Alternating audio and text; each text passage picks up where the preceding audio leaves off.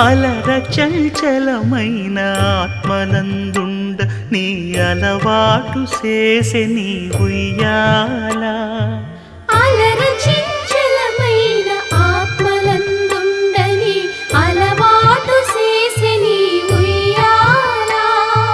పలుమారు ఉచ్ఛ్వాస పవనమందుండ నీ భావంబు తెలిపే నీ ఉయ్యాల పలుమారు ఉచ్ఛ్వాస పవనమందుండని నీ భావంబు తెలిపే నీ